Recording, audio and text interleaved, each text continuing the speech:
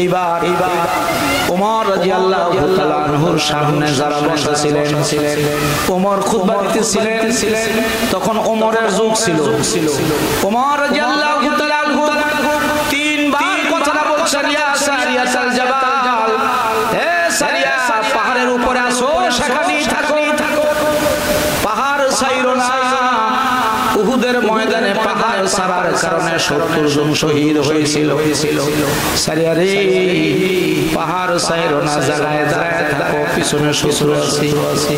সাহাবায়ে কেরাম সামনে, বলার কোনো সাহস নাই। ইয়া আমিরাল মুমিনিন, কাকে বলতেছেন? সারিয়া তো অনেক দূরে, 1000 কিলোমিটার দূরে যুদ্ধ করতেছে। এখানে চাইকে আপনি কাকে কি হুকুম করলেন বুঝলাম না। ওমর রাদিয়াল্লাহু তাআলা আনহু জবাব দেয়, ও নবীর সাহাবীরা, কাফের বেঈমানরা পরাজয় বরণ করছে।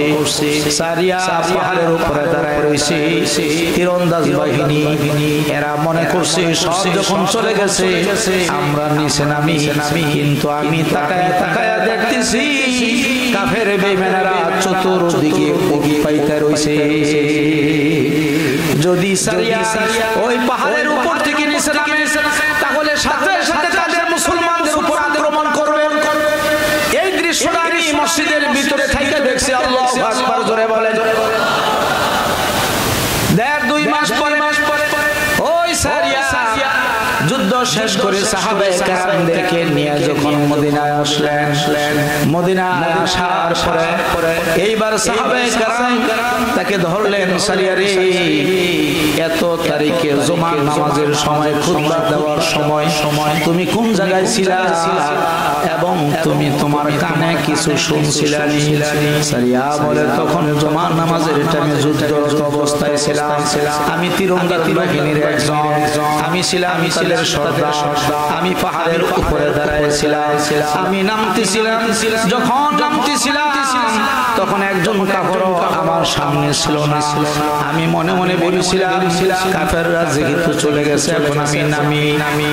তো হযরত ওমর রাদিয়াল্লাহু তাআলা আনহুর আওয়াজটা আমি তখন শুনছি।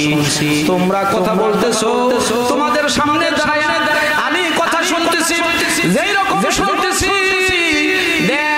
1000 কিলোমিটার দূরে থেকে ওমরের কণ্ঠের আওয়াজ আমি ওই রকমই শুনছি। আল্লাহু আকবার বলে। তোমাদের কণ্ঠ, তোমাদের কথা আমি যেই রকম শুনতেছি, ওমরের কথা 1000 কিলোমিটার দূরে থেকে ওই রকমই শুনছি। জোরে কর আল্লাহু আকবার। একবার আর দুইবার না, তিনবার হযরত ওমর আমার দমক দিয়ে বলছেন, ইয়া সারিয়াতাল জাবাল, সারিয়া রে, পাহাড় সারিস না, পাহাড় সারিস না, পাহাড় সারিস না। আল্লাহু আকবার, জোরে কর।